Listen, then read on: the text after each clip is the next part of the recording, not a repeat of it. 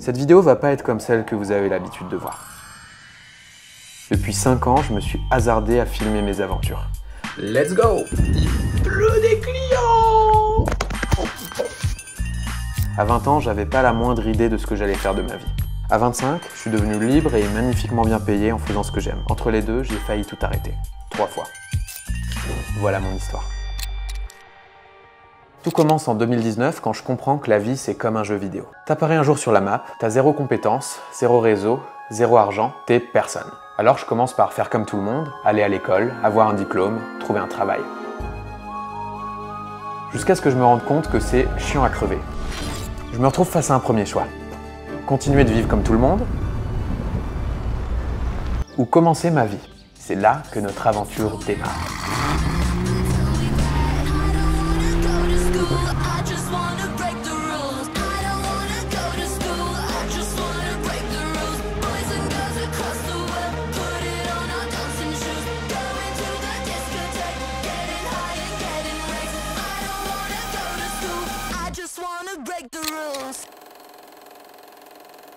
Me voilà déterminé à faire mon trou. Alors je dépense tous mes salaires d'alternance pour acheter une caméra. Je passe tout le confinement à regarder des tutos et à faire des vidéos. Puis un mois plus tard, je trouve même mon premier client. On vient de me payer 2000 € pour faire un truc que j'aurais pu faire gratuitement. Dans mon cerveau, c'est la fiesta. Il est temps pour moi de devenir freelance. À la fin de mon école d'ingé, je savais que je voulais créer ma boîte, mais j'avais aucune idée de ce que tu es censé faire de tes journées au début. J'aurais adoré voir concrètement à quoi ça peut ressembler. Du coup, j'ai absolument tout filmé. On part sur une petite présentation pour un client. Cet appel n'a pas fonctionné, nous n'avons pas pu vendre. Et dans cette vidéo, je vais vous montrer la stratégie du psychopathe qu'on a faite sur les premiers mois pour signer des grands noms en tant que client. En fait, à la base, je suis en école d'ingénieur avec des potes et on se dit mais il y aurait moyen de créer une chaîne YouTube de malade autour de notre école. Parce qu'en gros, on a des cours sur l'intelligence artificielle, sur la cybersécurité, sur l'énergie, que sur des sujets ultra stylés. Mais en pratique, toutes les écoles d'ingé, elles font des vidéos corporate et leurs chaînes, elles sont pas bien développées. Sustainability in business is about... Du coup, on s'est dit qu'on allait contacter les directeurs de la com de toutes les écoles d'ingé de France. Sauf que c'est pas aussi simple que ça. Parce qu'en fait, c'est des gens giga sollicités. Donc si tu leur envoies un mail, t'as pas de réponse. Et on a commencé à leur envoyer des vidéos personnalisées comme ça. Bonjour Adeline et d'abord merci d'avoir cliqué sur ma vidéo. Je vous contacte parce que j'ai vu sur LinkedIn que vous étiez responsable de la communication. Mon but est de rassembler les meilleures pratiques en termes de communication vidéo dans un rapport qui sera rendu public et envoyé à des médias tels que l'Usine Nouvelle, l'Étudiant et le Figaro. Est-ce que ça vous dit d'y participer? On rédigerait un livre blanc, une étude qu'on leur renverrait et on leur proposerait de l'exécuter pour eux et ça deviendrait nos clients, on leur ferait signer des contrats. Et notre grande surprise, ça marche. Et on arrive à décrocher des rendez-vous en visio avec des directeurs de la com de grandes écoles. S'il fallait établir une priorité, on est sur de la notoriété en France. Donc les difficultés principales, c'est il faut aussi avoir les chercheurs qui savent bien vulgariser. Les écoles d'ingénieurs à l'international, c'est une toute petite niche en fait. C'est de l'enchaînement massif d'enregistrements qui est en train d'être opéré juste là. Bonjour Claire, d'abord merci d'avoir cliqué sur cette vidéo. Je vous contacte parce que j'ai vu sur LinkedIn que vous étiez directrice de la communication à Sup Biotech. On se dit, il faut vraiment que ça marche ce truc. Imaginez-vous, trouver 100 personnes sur LinkedIn, trouver leur adresse mail, tourner 100 vidéos, monter 100 vidéos, s'assurer que ça tombe pas en spam. En vrai, c'est une galère. On se dit, ça a intérêt à marcher ce truc, parce que sinon, on va finir cinglé en fait. Vous me reconnaissez? 20h15, je suis devant une putain de lampe de génie pour me faire 40 vidéos personnalisées et dire bonjour Stéphane, bonjour Fabrice. Tu penses bien que si ça marche pas, je vais ouvrir la fenêtre, on va sauter. Cher monsieur, je ne crois pas avoir le plaisir de vous connaître et donc de vous avoir autorisé à m'appeler par mon prénom.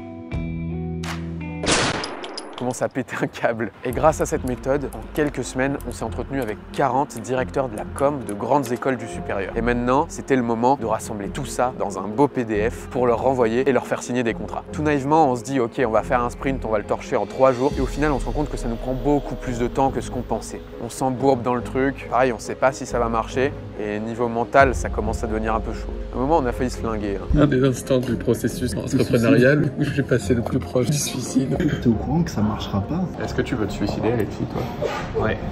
Au final, ça nous prend 1 mois à rédiger ce livre blanc. Mais c'est bon, putain, c'est le grand jour, on l'envoie à tous les DIRCOM. C'est une bombe atomique qui arrive directement dans la boîte mail. Honnêtement, ce serait putain de drôle qu'ils répondent juste pas. C'est exactement ce qui s'est passé. T'as travaillé un mois sur un truc et les mecs, ils ont pas répondu, tu sais même pas s'ils l'ont lu. Franchement, là, t'as envie d'arrêter, quoi. Mais bon, on se dit, on n'a pas fait tout ça pour abandonner là. En vrai, notre livre blanc, il était assez indigeste et puis eux, ils sont giga sollicités. C'est pas si étonnant que ça qu'ils aient pas répondu. On se dit, tu sais quoi, on va jouer sur nos forces. On va leur envoyer cette étude, mais sous la forme d'une série de vidéos. On reçoit Alexis Ferragne dans la masterclass. Je vais vous donner des best practices pour réussir à passer le 1 million de vues sur YouTube. L'étude a suscité beaucoup d'intérêt et de nombreuses grandes écoles y ont participé. L'enjeu principal qui est ressorti est la question de la communication pour le recrutement de nouveaux étudiants. Alors, on a rassemblé votre témoignage et ceux de vos confrères, non pas dans un rapport écrit, mais dans une série de vidéos qu'on va vous partager au cours des prochaines semaines. C'est sur ce move-là que nous allons devenir riches. Moi, je me dis, là, faut que ça marche, quoi. Un peu en stress, on les envoie. Et là, ils commencent à nous répondre. Je vous remercie pour cette vidéo que je trouve très pertinente, bravo. Et bien entendu, je suis intéressé pour la suite. Et là, pour la première fois, ça commence à sentir bon. Donc, on continue, on leur envoie régulièrement des trucs. On essaie de garder ça, quoi. Aujourd'hui, on va voir comment faire en sorte que ces vidéos s'insèrent de la manière la plus efficace possible dans une stratégie pour augmenter la notoriété de l'EDEC. J'appelle ça le Steve Jobs en toc. Merci à vous pour les conseils. Poursuivons la discussion. Je suis preneur de votre audit personnalisé. On peut le faire, ça va marcher. Et putain, on leur a pas volé, quoi. Et finalement, après des mois d'efforts, on se retrouve avec 3 demandes de devis. Sciences Po, Polytechnique et Centrale Supélec. À ce moment-là, pour nous, c'est bon, c'est fait, quoi. On est des stars. C'est comme si c'était signé et c'est bon, notre business, il décolle, quoi. Poto, il était temps, depuis le temps que j'ai les pieds dedans. Mon patron m'a déchu sur contre-verre à dissipe.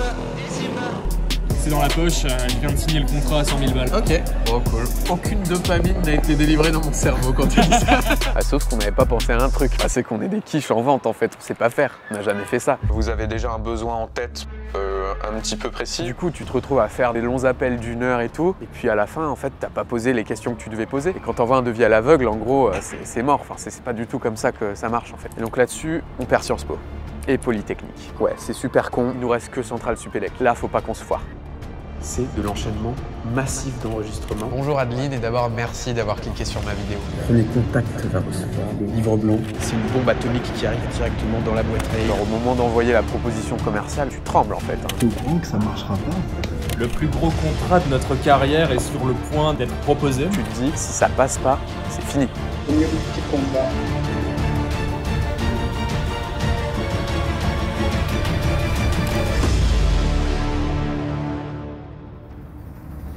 Et ça passe. Ok de mon côté pour le pré-chiffrage. Premier contrat à 5 chiffres. Et là, putain, c'est la fiesta. Bienvenue dans l'Entrepreneur's Life. Putain, yes. Mais là, t'es trop content. Ça y est, on n'a pas fait tout ça pour rien, ça finit par marcher. Et on est affolé, quoi. On fait direct la fête, en fait. Ah oui, et juste, ce contrat, on l'aurait sans doute eu juste avec le bouche à oreille, en fait. Donc, peut-être que tout ça n'a servi à rien, mais ça, on le saura jamais. C'est le jeu, au moins, on aura appris plein de trucs. Et c'est comme ça qu'on a décroché notre plus gros contrat pour une vidéo de 45 minutes. On était très loin de s'imaginer toutes les galères qui nous attendraient. On a gagné une bataille, mais on est très loin d'avoir gagné la guerre. Trouver un gros client, c'est bien. Mais avoir un flux stable et régulier de nouveaux clients tous les mois, c'est mieux. Et les choses allaient pas tarder à se corser.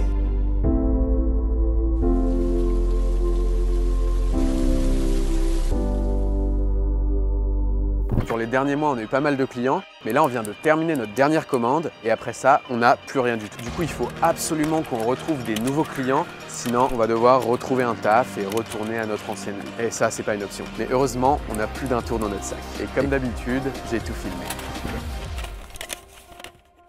Pendant les premiers mois, on a fait pas mal de vidéos dans le milieu de l'enseignement supérieur qui ont eu des très bons retours de nos clients. Donc on se dit qu'on va approcher d'autres écoles pour leur proposer les mêmes concepts. On rassemble nos meilleures vidéos et on va à la sortie des grandes classes préparatoires parisiennes pour les montrer aux étudiants et recueillir leurs témoignages dans un micro-trottoir. J'ai préféré la deuxième parce qu'elle avait l'air aussi plus professionnelle. Les étudiants adorent nos vidéos et ils en disent énormément de bien. Et du coup, on rassemble tous ces témoignages dans une belle vidéo micro-trottoir à destination des directeurs de la communication de plein de grandes écoles. On envoie tout ça, persuadé que ça va péter. Et là, silence radio. Les mecs ne répondent pas. Donc c'est clair, on fait fausse route. Et du coup, il nous vient une autre idée. On a fait une école d'ingénieurs, donc tous nos camarades de promo, ils ont des bons postes dans des très belles boîtes. Alors on se dit qu'on va interviewer nos amis pour qu'ils parlent de leur travail, on va poster les vidéos sur LinkedIn et que ça va nous permettre d'attirer l'attention des services com de leur boîte. Donc c'est parti en mode production intense de vidéos. Tournage sur tournage, jour après jour, clairement on a farmé. Au bout d'un mois, on avait tourné une vingtaine d'interviews. Et on se fait mettre en relation avec les gens dans les services com. Sauf qu'on va pas se mentir, ça marche pas très bien du tout en fait. C'est-à-dire que, en fait, tout le monde s'en fout. On s'est fait chier pour rien. Bon, on en a fait un podcast, comme ça les gens peuvent quand même écouter les interviews qui sont intéressantes, mais on a laissé ça de côté. Pendant ce temps, le temps défile, toujours pas de clients qui rentrent, et ouais, ça commence à se gâter là.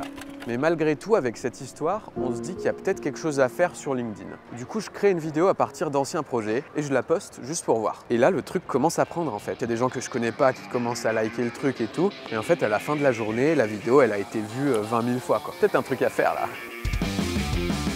On a lancé la machine et on s'est mis à poster super régulièrement. Poster sur LinkedIn, c'est fou quoi, c'est fou. Les posts ils commencent à monter 200, 300, 400 likes. On commence à devenir des influenceurs LinkedIn en fait. C'est n'importe quoi genre. Et là la magie commence à opérer, des gens nous contactent pour nous demander des devis. J'ai encore un nouveau contact, c'est je crois le 4e en 2 jours.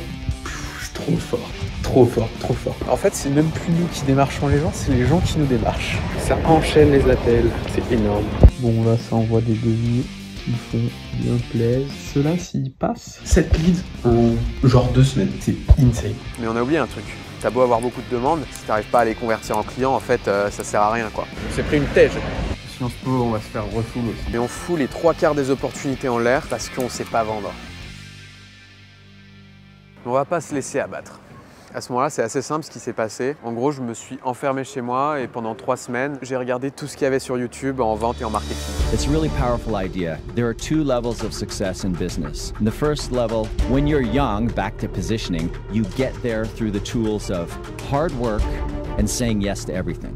The second level of success requires you to let go of those tools, and then you replace saying yes to everything with saying no to almost everything. I'm super glad you can take this call. I was hoping that you could cut up one of those banger videos that you make that I see on your website. I'd love to do that for you. What's your budget? I have $1,000. $1,000. Is this video important to you? A good salesman is not someone who can sell anything to anyone. A good salesman is someone who figures out the pain and need of the client and fulfills it perfectly. J'ai toutes les clés en main et je suis super motivé pour qu'on prenne notre revanche. Mais c'est le début de l'été, en fait tout le monde part en vacances et il se passe absolument plus rien dans le business. Il faut absolument qu'on retrouve des nouveaux clients, sinon c'est la fin de l'aventure. Il y a des clients que j'adorerais avoir, mais en fait c'est hors de portée. Comment on peut passer par des intermédiaires, donc contacter des agences de com et des boîtes de production vidéo, pour en fait faire le relais et finalement travailler sur des projets pour un Google par exemple. Concrètement, ce qui va se passer, je vais prendre mon téléphone et je vais les appeler et on va voir jusqu'à où ça nous mène. Je suis réalisateur vidéo et je me demandais si vous cherchiez des réalisateurs pour mettre sur des projets de temps en temps ou... Pas vraiment, mais enfin vous pouvez envoyer un boucle si vous voulez. Je suis bien sur le téléphone de...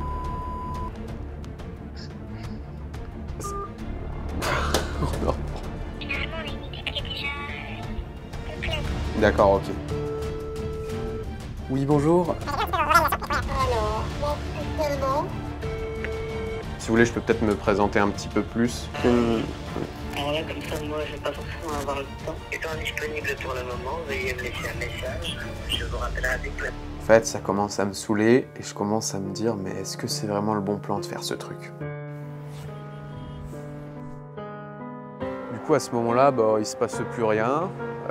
Tu prends un peu du recul sur les derniers mois et en fait tu te dis on a fait des micro-trottoirs, c'était un échec. On a fait des tonnes de vidéos pour mettre le pied dans la porte d'entreprise, ça a foiré. On s'est mis à poster sur LinkedIn mais au final il n'y a plus personne. Ouais, est-ce qu'il faudrait pas arrêter les frais quoi? On était sur une bonne lancée et là on a aucun projet, c'est la merde. Pour la première fois depuis le début, j'envisage le fait que ça va peut-être pas marcher et que je vais arrêter quoi.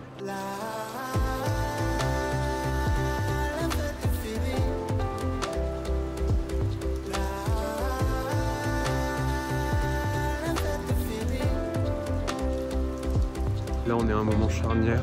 On a fait un an en équipe Et là, c'est le moment de voir, est-ce que nos routes vont se séparer maintenant? Putain, pourquoi on n'a pas réussi? Mais non, ça peut pas finir comme ça. J'ai peut-être une dernière carte à jouer. Je me retrouve le genou à terre, j'ai plus d'associés, plus de clients, plus rien. Le titre est remis en jeu, il faut tout reconstruire de zéro. Et bien sûr, j'ai tout filmé. Il faut absolument que j'arrive à remplir mon agenda. Je décide de commencer de la manière la plus terre-à-terre possible. Je reprends contact avec tous les gens que je connais qui pourraient potentiellement avoir besoin de vidéos. J'enchaîne les coups de fil et peu à peu, je commence à planter mes graines.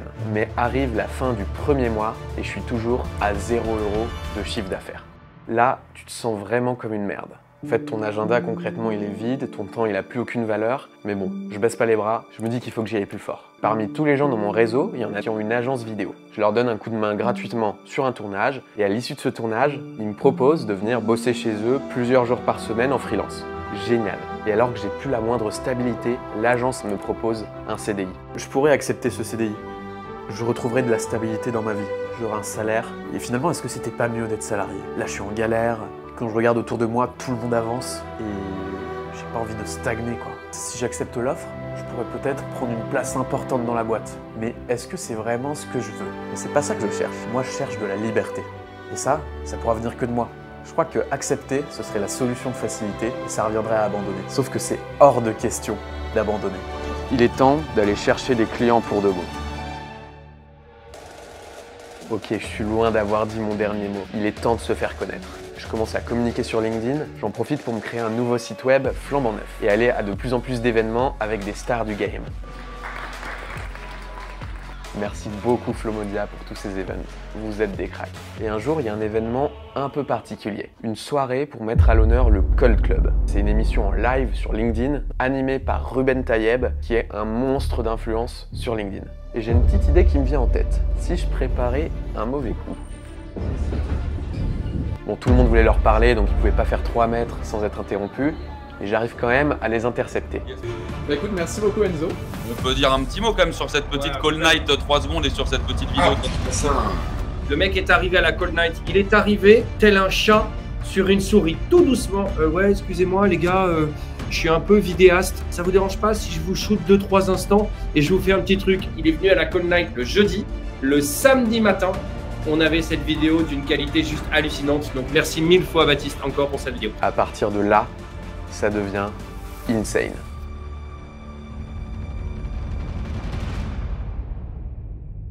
Ruben me propose de l'accompagner pour qu'on fasse des vidéos ensemble. On crée des formats, on fait des vidéos avec toutes les stars du game. Je me retrouve dans des dingueries, à boire du rosé avec José Garcia, à faire des vidéos avec des influenceurs. Oh, il y avait du beau monde! Que des trucs de malade. On a des super retours et de plus en plus de gens commencent à me contacter pour des projets.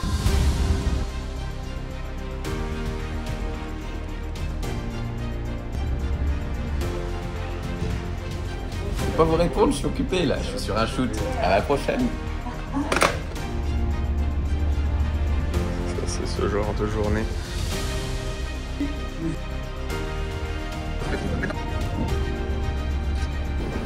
Mais sans m'en rendre compte, j'allais me retrouver face à un énorme problème.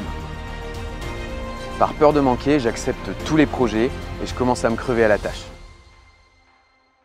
Faut que je change des trucs là dans mon organisation. Je sais pas, mais là c'est trop. Je passe mes semaines à courir pour prendre 500 € par-ci, 1000 € par-là. C'est beaucoup trop éreintant. Oh, les cernes. Voilà la limite de faire des journées de 12 heures de travail. C'est que tu n'arrives même plus à rentrer chez toi. J'ai fait de la merde et là je suis dans un métro qui va au dépôt. Je suis atomisé moi, c'est éreintant, c'est pas viable. Regardez mes cernes, mais atomisé. Faut vraiment que je prenne des mesures parce que sinon ça va finir en burn-out cette connerie. Je suis out. Je suis fatigué de tout ça. Certes, je suis actif, certes, je commence à faire du chiffre d'affaires, mais si je continue comme ça, je vais finir par exploser en plein vol. Pour m'en sortir, il n'y a pas de secret, il faut que j'apprenne à me vendre.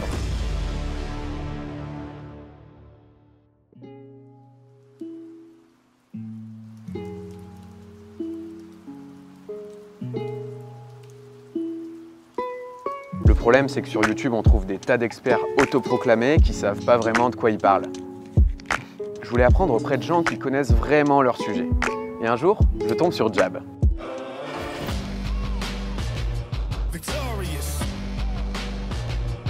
Si tu veux faire du business, viens chez Jab. Ils m'ont donné la confiance pour aller chercher des clients qui me faisaient rêver. Vous êtes une expérience intégrale.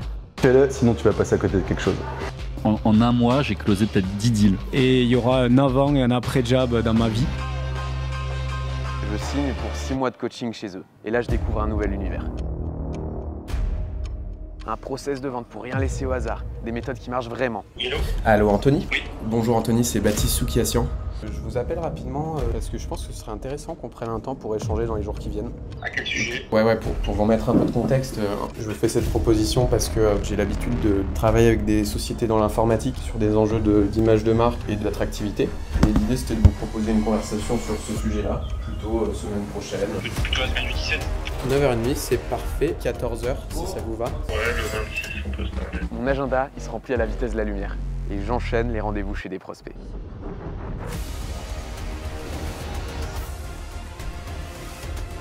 J'essaie, j'échoue, je réessaie. Je viens de perdre un deal à potentiellement 15K.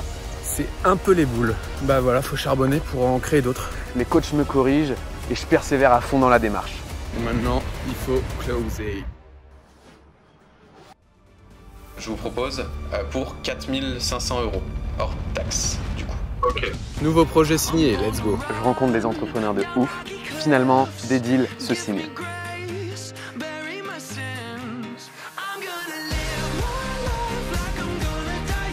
Let's shoot.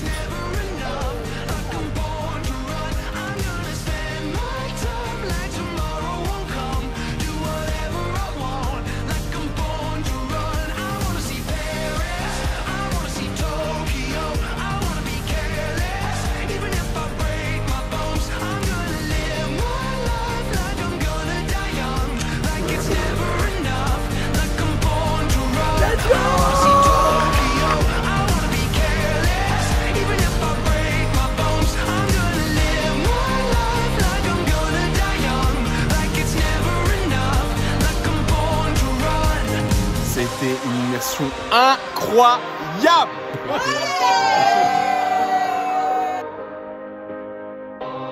Quand je suis reparti de zéro, je m'étais mis un objectif à 4 000 € de chiffre d'affaires par mois. Et là, je viens de faire les comptes, je suis à 8 000 avec certains mois qui dépassent les 10 000 €. Donc, let's go. Alors vu comme ça, on pourrait croire que tout va bien, mais c'était juste le calme avant la tempête.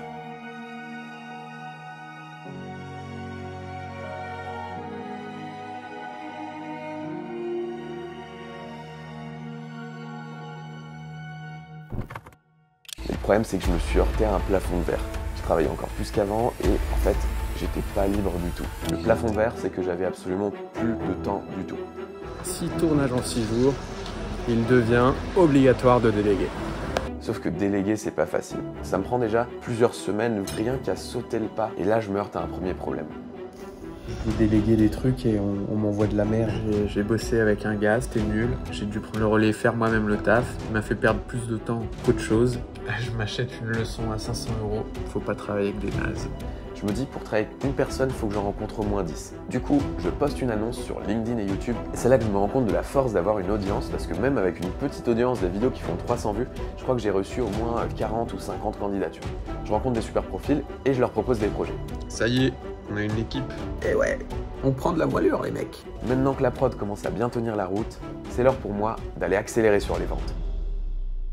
Et en fait, moi, toutes les semaines, je vais chez Jab pour me faire coacher sur les ventes. Ce qui marche, c'est si on joue ensemble, que je dis à beaucoup de clients, mais vous n'êtes pas tout seul. Le problème avec freelance, c'est que tu crois que tu es seul, mais quand tu es ici, tu n'es pas seul. Tu es avec une cinquantaine, centaine de personnes. Je dirais que c'est une sorte de confrérie d'entrepreneurs, de businessmen qui ont peur d'une pratique, qui est le call. On te fait rapidement comprendre qu'en fait, c'est ton meilleur ami. Parfait, au plaisir de te rencontrer ce jeudi-là dans tes bureaux. Allô Marc, super, je peux juste prendre votre email avant qu'on se quitte? Et en fait, la magie quand tu commences à maîtriser la prospection, c'est que tu peux vraiment décider intentionnellement d'accélérer tes ventes. Il suffit d'avoir un plus haut niveau d'action, de prendre plus de rendez-vous et mécaniquement, tu feras plus de ventes, quoi. Un bon niveau d'action sur la prospection, c'est de prendre 5 rendez-vous avec des nouveaux prospects toutes les semaines. Et moi, je décide de faire un truc bête et méchant. Essayer de passer de 5 rendez-vous par semaine à 10 rendez-vous par semaine. Pas besoin d'être un génie, il suffit de travailler plus. Finalement, mes semaines se remplissent très vite. Et entre chaque rendez-vous, je vais me faire challenger par mes coachs chez Jab pour améliorer mon process de vente.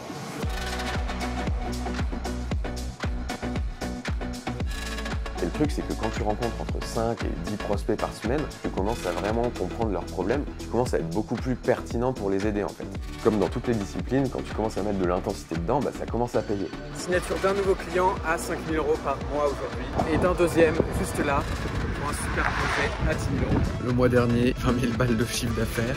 Ce mois-ci, 30 000 balles. What the fuck, man? Et à ce moment-là, dans ma tête, ça y est, j'ai craqué le game.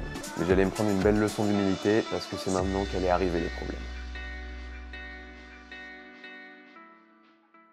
En fait, plus tu vends, plus tu augmentes le poids de tes responsabilités. Quand tu vends, tu fais prendre des décisions aux gens. Un mois où tu vas vendre 2 fois plus de projets, mais en fait, tu vas avoir 2 fois plus de responsabilités à assurer. Parce que si ça se passe mal et que tes clients sont déçus, tu vas mal le vivre et tu vas moins bien dormir, quoi. Nouveau client signé à 5K ce matin. En fait, j'arrive au stade où je suis même plus content quand il signe parce que je vois le tsunami que je vais me prendre dans la tronche.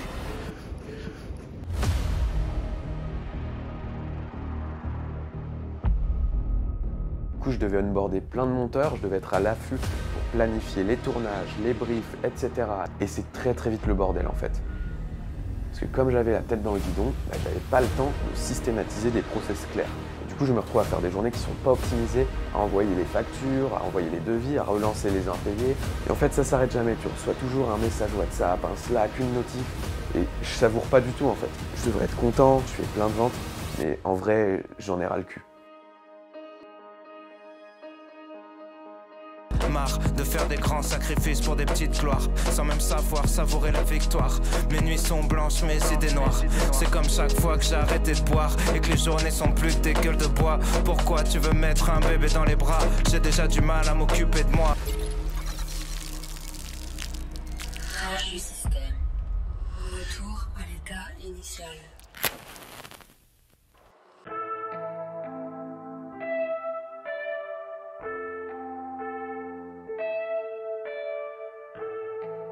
Je commence à me dire à quoi bon faire tout ça? Pourquoi prendre autant de rendez-vous? Pourquoi faire autant si au final c'est pour me retrouver comme ça, quoi? Est-ce que je ferais pas mieux de ralentir? Ça marche bien, tu vois, ça marche au niveau des chiffres. Par contre, les semaines, elles sont assez éreintantes. Et en fait, est-ce que c'est ça le quotidien que j'ai envie d'avoir, tu vois? Et du coup, il y a un arbitrage entre la performance pure et peut-être le plaisir ou voilà. Faut repartir de tes objectifs. Est-ce que tu les atteins? Est-ce que tu les atteins pas? Et est-ce que c'est les bons objectifs? Et à partir de là, si c'est les bons, ça vaut le coup de tout faire. C'est ça la priorité. Et la priorité, c'est pas d'être à l'aise, d'avoir un confort ou pas. La priorité, c'est d'atteindre tes objectifs. Sinon, c'est que c'est pas les bons sinon. C'est ça qui doit prédominer. Il y a un truc qui est vrai aussi, c'est un premier truc qui scale bien, c'est quand même les compétences. Quand on devient bon, on gagne vite du temps. Quand on devient bon, ça devient vite moins chiant de le faire. Quand on devient bon, on sait avec qui on veut parler, on arrive à parler et on gagne. Un soir, je suis tout seul chez moi et je replonge dans les vidéos qu'on fait avec mes potes depuis qu'on est petit. Depuis que j'ai 12 ans, je fais des films avec mes potes tous les week-ends. Et c'est vrai que si je fais tout ça, c'est parce que je pense que la vie, c'est un putain de jeu. Et si on arrive à s'amuser dans ce qu'on fait, on peut vraiment accomplir des grandes choses. Et un jour, on fera les meilleures vidéos qui ont jamais été publiées sur Internet. Et pour y arriver, je vais pas le faire tout seul avec mes petites mains. Il faut que j'arrive à monter un vrai projet et embarquer des gens avec moi dans cette quête. Et je pense que tu commences à perdre quand tu oublies pourquoi tu le fais. Ok, j'ai l'agence qui tourne avec des clients, des rentrées d'argent, mais est-ce que ça me plaît vraiment? Et je me souviens très bien un dimanche soir avoir regardé mon agenda de la semaine qui m'attendait et avoir pas du tout envie de la faire. La prospection commence à me dégoûter, les projets ont pas tant de sens que ça, et en fait, je suis pas du tout en train de faire ce pourquoi je me sens appelé. Là, j'arrive à un plateau où je pourrais monter une agence productisée et tout. Ça me ferait step up des skills de structuration et tout, mais ça me fait chier. J'ai pas envie de faire ça en fait. Enfin, genre à part pour l'argent, je ne ferais jamais ça s'il n'y avait pas l'argent, quoi. Concrètement, j'en ai marre, j'ai plus envie de prospecter. Les projets que je délivre, ils me font plus du tout vibrer. Et je m'impose des grosses semaines de travail, mais au final, elles me font pas kiffer du tout. Alors certes, financièrement, je suis à l'abri, mais je suis en mode survie. Comme s'il fallait finir le jeu, mettre de l'argent de côté pour après espérer faire ce dont j'ai vraiment envie. Le problème, c'est qu'il n'y a jamais d'après. L'idée là, ce serait de faire un grand reboot. Imagine si je cutais tout ce qui me fait chier. C'est-à-dire tous les deals de merde, tous les clients de merde et tout, on jarte en fait. Alors j'ai décidé de me reconnecter à ce qui était important pour moi, la création. Décision assez structurante aujourd'hui, j'arrête la prospection, all-in sur le content.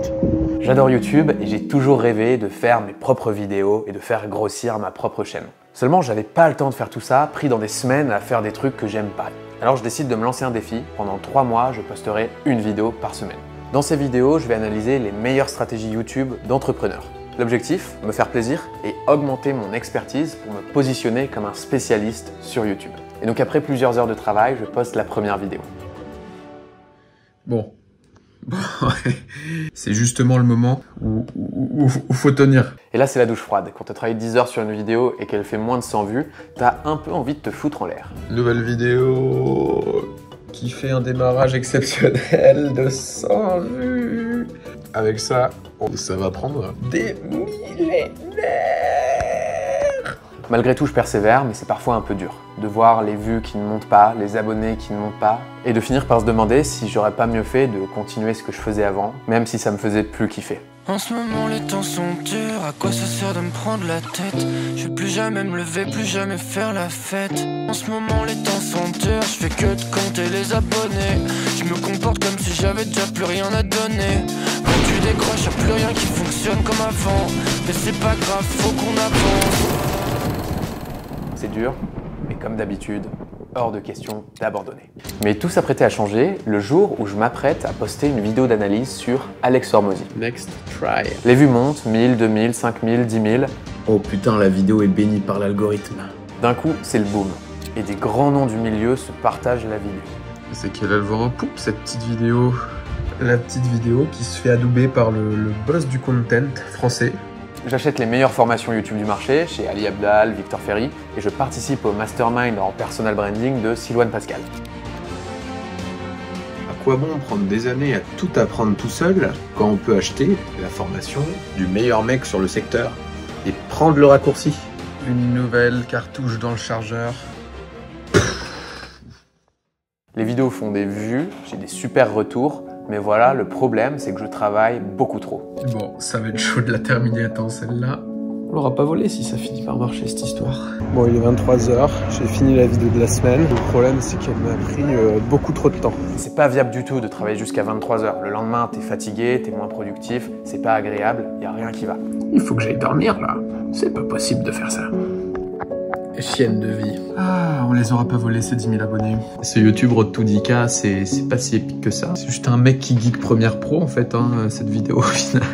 Moralité, réussir c'est chiant. Et là, je suis face à un vrai dilemme, les mecs. Je vous explique. Vendredi, 20h19. Soit je monte une vidéo, soit je vais boire une bière avec mes potes. C'est horrible. C'est horrible. Il est 23 h, je suis pas fatigué, 23h20, c'est parti. L'histoire se répète, on dirait.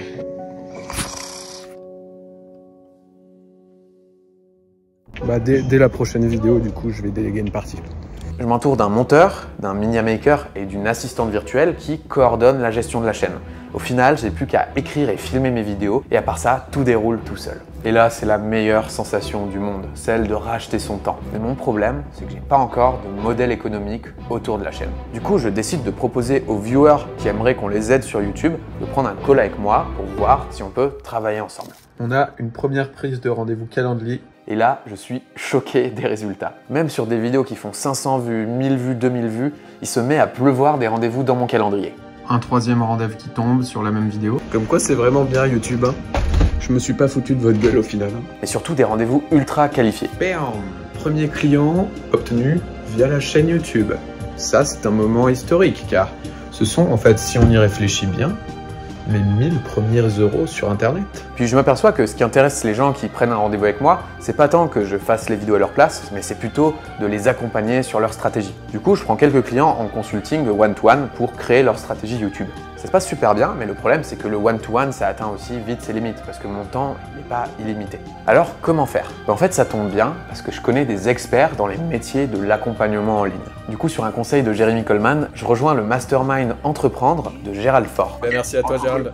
Merci, Baptiste. C'est un regroupement des meilleurs entrepreneurs français sur le marché de l'accompagnement. Et je me rends à la rencontre du mastermind à Bordeaux. Et là-bas, un entrepreneur me donne une idée. Prendre toutes les personnes qui viennent me voir pour me demander du conseil sur leur stratégie YouTube et leur proposer proposer un accompagnement groupé. De mon côté, ça permet de délivrer beaucoup plus facilement à plusieurs personnes à la fois, et du leur, ça permet d'augmenter la valeur parce qu'il y a en plus l'émulsion du groupe. Alors ni une ni deux, j'écris en 15 minutes sur un Notion la structure de mon offre et je la propose aux 10 prochaines personnes que je rencontre en rendez-vous. Et là, ça fait carton plein. Vidéo postée, 30 vues plus tard, rendez-vous calendrier qui tombe. Vraiment, c'est royal. Nouveau client signé via la chaîne YouTube. Je commence à recevoir des messages de soutien. Et il y en a un qui m'a fait rire. Il m'a dit « Continue, c'est sûr que ça va péter ». Et en fait, là où c'est ouf, c'est que c'est bon, il n'y a pas besoin que ça pète en fait. Si les vidéos font déjà 3000 vues, mais 3000 vues sur une audience qualifiée, derrière ça close sur des deals à plusieurs milliers d'euros, c'est bon en fait. Il n'y a littéralement pas besoin que ça pète quoi. Let's go! Il pleut des clients! Alors semaine après semaine, j'anime des ateliers sur YouTube et j'adore. Donc au final, je fais ce que j'aime, je partage ma passion et en plus, je suis magnifiquement bien payé pour le faire et je suis réellement libre. Et ça, pour moi, ça n'a pas de prix. Et c'est d'autant plus savoureux que ça n'a pas toujours été comme ça. J'ai d'abord cru à la vie d'artiste qui donne son art au monde sans se préoccuper de l'économie et que le monde attend, mais c'était la galère. Et au final, je devais quand même aller faire ce que j'aime pas pour subvenir à mes besoins. J'ai ensuite cru à la vie de businessman qui surfe sur des opportunités pour s'enrichir, pour finir le jeu, comme s'il pourrait ensuite faire ce qui compte vraiment après. Mais c'était de la survie, il n'y a jamais d'après. Après, c'est maintenant. Et il ne tient qu'à nous de façonner la vie vers laquelle on est appelé. Bien sûr, rien n'est permanent, la vie c'est qu'une évolution. Je suis encore sur le chemin et j'y serai encore pour les 50 prochaines années. Et sur tout ce chemin, il y a beaucoup de choses que j'aurais aimé savoir plus jeune. Des choses qui m'auraient fait gagner beaucoup de temps et des choses qui m'auraient épargné bien des peines.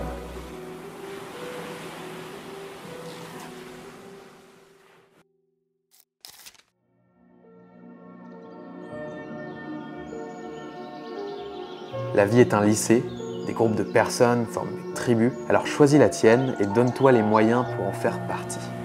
Entoure-toi de gens plus avancés pour que leur réalité devienne la tienne. Normalise leur succès. Rends-toi compte qu'ils n'ont rien de plus que toi. Mais attention, plus tu rencontreras de gens, plus tu seras tenté de te comparer. Ne la laisse pas te paralyser, parce que tu ne connais pas l'envers du décor. Tu ne connais pas les autres facettes de ce que montrent les gens sur Internet.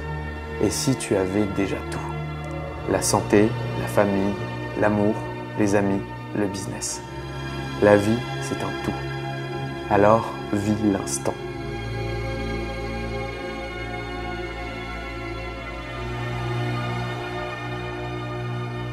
Finalement, vivre, c'est un peu comme jouer à un jeu dont tu contrôles toi-même le héros. Tu n'as qu'à lancer la partie pour que la borne d'arcade se charge du reste. Mais très bientôt, la partie se terminera et il faudra quitter la salle. Alors, tâche de faire de ton mieux pour que la partie te plaise, car tu ne sais pas pour quand est prévue la prochaine séance.